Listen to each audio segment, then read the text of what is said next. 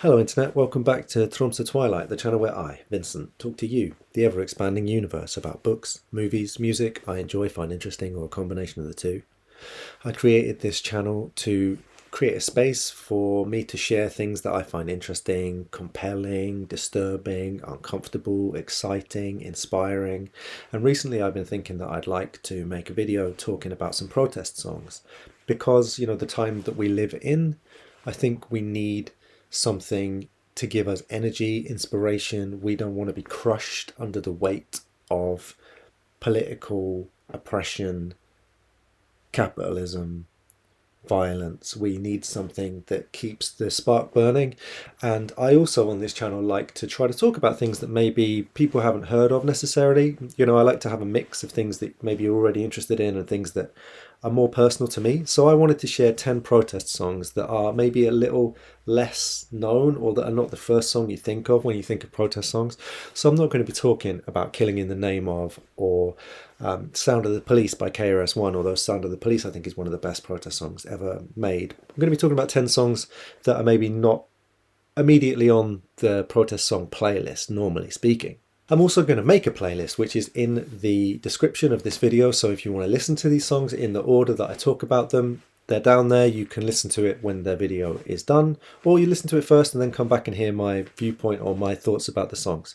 So the first one is Asian Dub Foundation, and this is a track from 2000. I like the version that is on their 2000 album Community Music, although there was a version of the song released in the mid-90s. The version on Community Music is better produced, it's more inspiring, it's a better version of the song. So that's the one that I recommend you listen to. And the song is called Rebel Warrior. It starts with the phrase Ami Bihori, which in Bengali is I am the rebel. And it's taken from a poem by Qazi Nazrul Islam, which is a syncretic poem that combines Hindu ideas and Muslim symbols.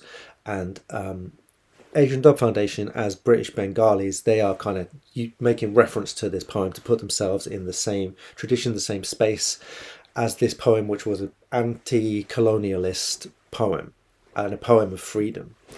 And the music of Rebel Warrior by Asian Dub Foundation is such an inspiring collection because Dida, the vocalist, he's influenced by rap and by toasting from dancehall music, from jungle music. Chandra Sonic, the guitarist, is more influenced by like punk and post-punk. They use really big beats, like kind of 90s electronic music beats, but they also mix in Bhangra drums. So they are kind of collecting together all of these different elements, and that's part of the protest of this song. The song says it's a part of my mission to break down division. It's all about sowing unity and opposing division and oppression. And so I think this song is a perfect song for the times that we live in, and it's all about holding your head high, being a rebel, opposing those that would attempt to force you down or divide you from your community. I love the part of this song that describes how music is an act of rebellion. He says, repetitive beats beating against your skull, the doom, the sound of the dole, is taking its toll. Null and void is what you've become. And the doom is the sound of the drum, and the dole is the drum, which you can hear in the background doing a Bhangra beat, which is this. And I find this really exciting to listen to also because when I was a teenager, I was in my hometown of Swindon, which has a very large Asian community. I was involved in this project, which was a percussion project combining South American percussion and Bhangra. And we played at this kind of anti-racist festival. So when I hear these drums coming in, I always remember this moment of like all of these people marching together as a act of unity. This song is also exciting today because of the increase in religious sectarianism which has happened in the Indian subcontinent subsequently. And this is a song of like the Hindu and Muslim coming together to oppose tyranny. By the way, before we go on to track 2, if you would click like on this video, it would help other people to see it, which is always helpful for me and the channel. It boosts it on the algorithm, blah, blah, blah, blah, blah. Okay, track 2, that is Pretrial by one of my all-time favourite songwriters, Fiona Apple. Fiona Apple volunteered with some organisations who were trying to help people get bail in America, because in the United States, when you're accused of a crime, you can be jailed preemptively regardless of whether or not you are regarded to be a flight risk, or regardless of whether or not you're considered to be dangerous. They will set bail at a certain level, and if you can't afford it, you have to stay in jail until such a time as you come to trial. And this song is particularly about how women in America, and disproportionately ethnic minority women in America, are jailed without having been convicted of anything, and spend long periods of time in jail when they might have children, and their children then get potentially taken into the social services. So Fiona Apple tells a story which is like an every woman story of somebody in this situation, a woman who cares for her children and for her mother, and is jailed pending trial, and loses her family and her home as a result. The song also, in brackets, is called Let Her Go Home, and that's kind of the refrain. Musically, this has a real kind of folk music sense to it, because it's based around flutes and drum patterns. It all sounds very live, and it's almost like a chant. And the story that Fiona Apple is telling is just devastating. Anger building up in her narration as you listen to it. It's really moving. It's quite upsetting, but when you see it in the context of Apple actually doing this work to try to oppose pre-trial jailing, and with organisations that try to raise bail funds for people who can't afford it, this is also quite an inspiring track. Track 3 on the list is by Bashy, who is a British rapper and actor who originated in the grime scene in the UK, and the song is called How Black Men Lose Their Smile. Again, I think the music of this song is interesting because he's mixing together kind of grime and reggae. So he's sort of calling back to previous generations of Caribbean immigrants in the UK, and kind of referencing his cultural background, and also creating a musical sound with the brass and everything. The sound's quite inspiring, but the story he's telling is very painful. He's describing first how, as a child, he was happy before he went to school, but when he went to school, he came into the kind of colonizer's world, and how he was told, he wasn't allowed to have his hair in plaits, and he was an intelligent kid who needed more stimulation, but he was just seen to be a troublemaker because he would finish his work quickly and get bored, and how he struggled with his sense of identity because of basically being in a white man's world. And then he refers this back to his own father. He understands now that he's grown up why his father seemed so unhappy, why he smiled so little, and his grandfather, who was an immigrant to the UK.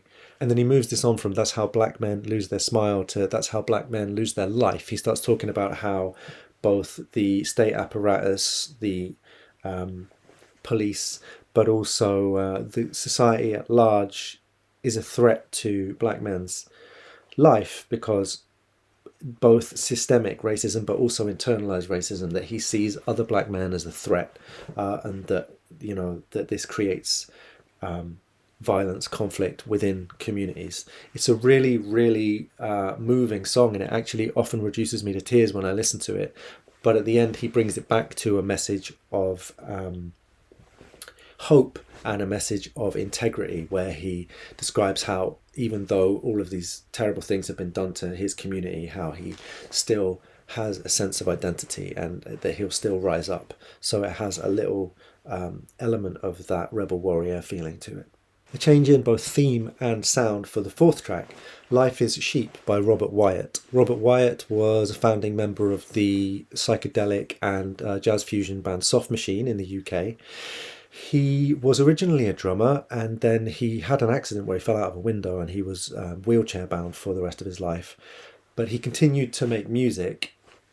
It was often later on more kind of synthesizer based, and he was a multi-instrumentalist. He had a studio in his own house. Life is Sheep is from his album Cuckoo Land, which was a really, really important album for me when it came out. I listened to it all the time in my early 20s. The track starts with, those synthesizer sounds that are sort of like human voices, so they're like a synthesized choir. It starts with that, and it creates this very like spacey atmosphere, and it's a sort of jazz. Like there's a trumpet that comes in that plays a version of the later melody. It's instrumental for a long time, and then Robert Wyatt comes in and he sings this song about animals and animals being used for meat and for wool, and how they're sort of treated as a convenience for humans. And then his wife's vocal comes in. Life is sheep when you live on a farm. The animals all have numbers, so you won't get too attached. So it's this sort of creepy, strange evocation of farming, agriculture, and the human relationship to animals. Point being, anyway, that it's a very sort of creative, playful, strange, and eerie version of a protest song. It doesn't present with anger, it doesn't present with sadness. It's more like a kind of alienated, psychedelic perspective on a human practice that calls it into question. Next track is by one of my all-time favourite artists, Saul Williams, who has got an album coming out this year. The track is called Think Like They Book Say. It's a sort of song about queerness, about gender identity, about love and attraction. Almost like a sort of 21st century version of Lola by the Kinks. The narrator meets a woman at Rocky Horror Picture Night, and he says, Cuban stogie, karaoke, purple satin bra and tights. That's what I was wearing. She was wearing red and purple light. So already at the beginning he's talking about sort of gender identity and cross-dressing. He meets this girl, and the girl is a trans girl. He's attracted to her, falls in love with her. This is the narrator of the concept album that this song is taken from. Meets this girl, falls in love, but is aware that the society around them, the community around them, based on their religious texts, will not accept her identity. And he says, think black, then think gay, think like they book say, think like they think like they think like they book say. They cannot imagine if they do not see it in a book. Even when they see it, it's their book that tells them how to look. And he says that they can't see her because they're stuck in their texts, in their orthodoxy. They cannot see this person's genuine subjectivity. I love this song. I find it very, very powerful. It was in the film that Saul Williams co-directed, Unanimous Goldmine, and in that film it was translated into a French dialect, or I think a kind of combination French-African dialect. So I didn't even really understand it. I could just make out some words, but I still found it like gave me shivers.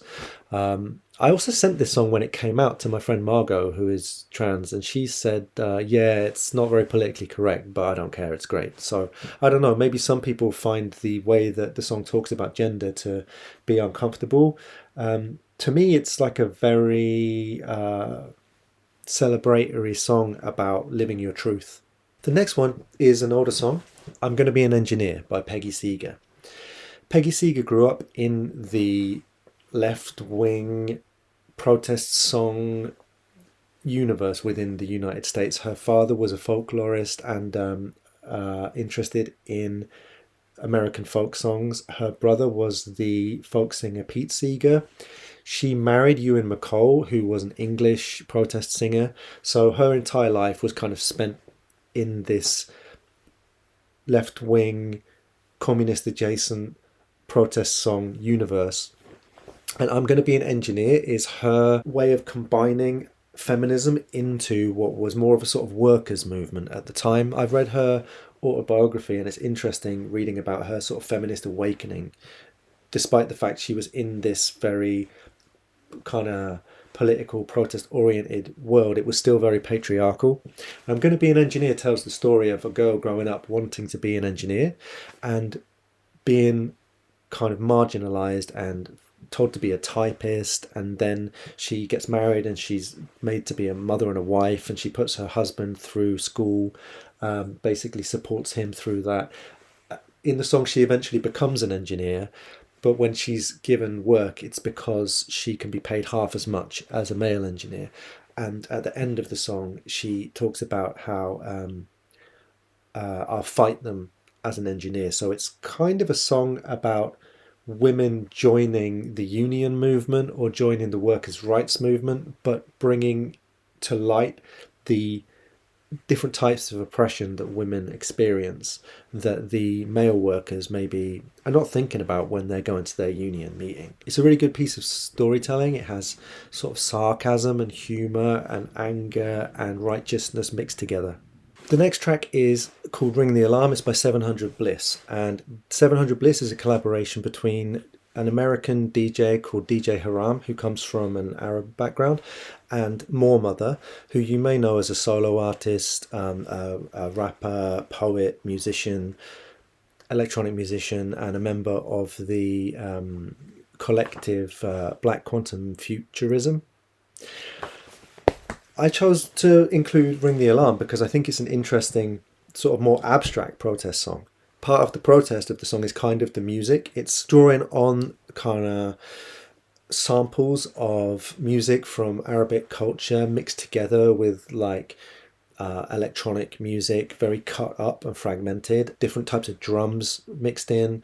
And then More Mother is just doing what almost sounds like semi-improvised vocals over the top, where she's talking about, you killed my father, took my culture, now you want to take my bread.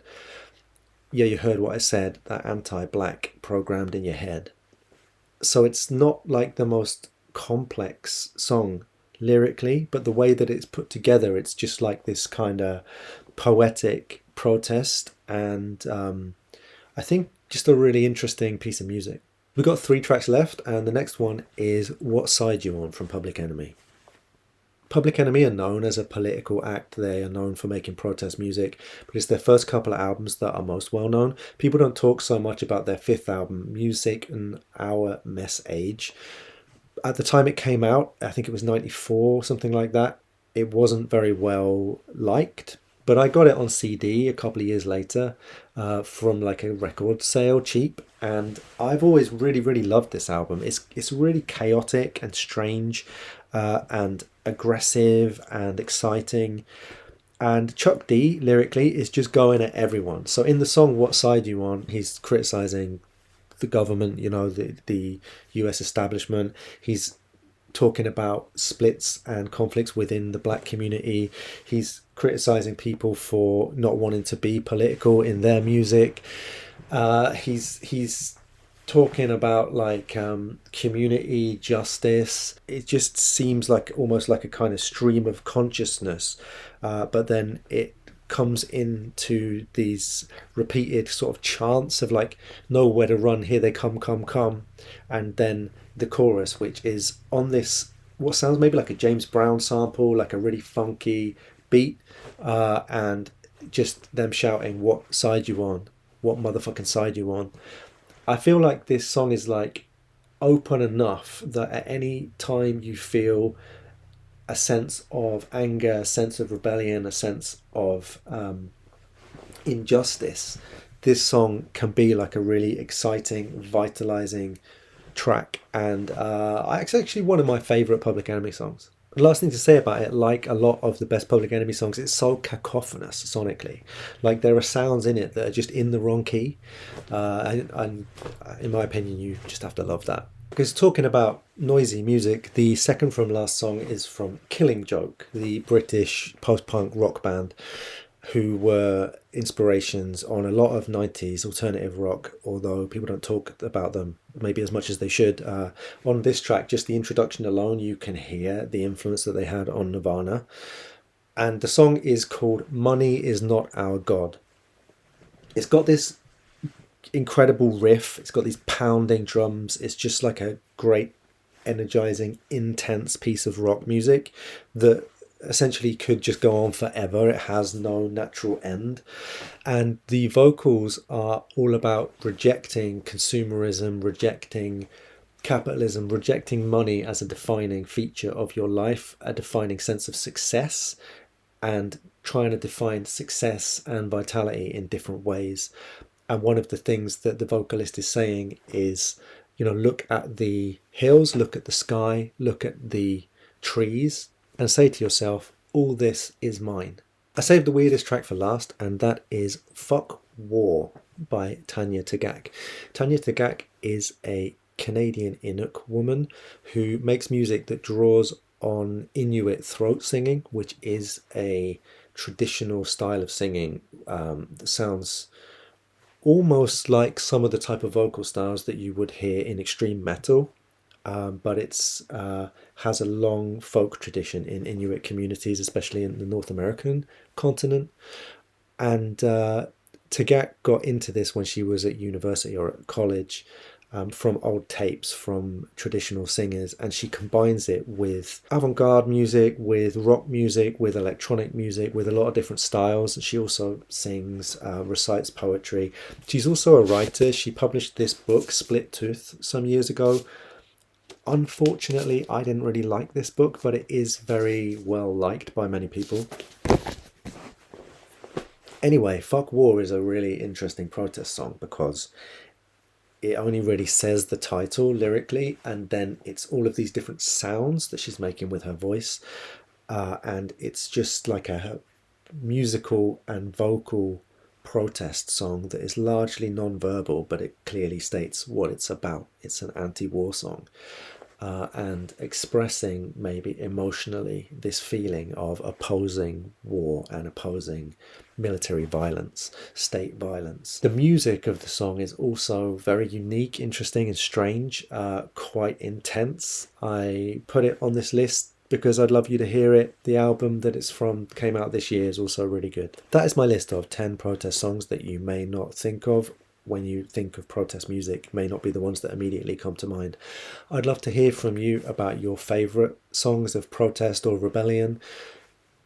Comment on the video, tell me what you thought of these ones, tell me which ones you would recommend, and I'll see you in the extended conversation. Thanks for listening, and see you soon.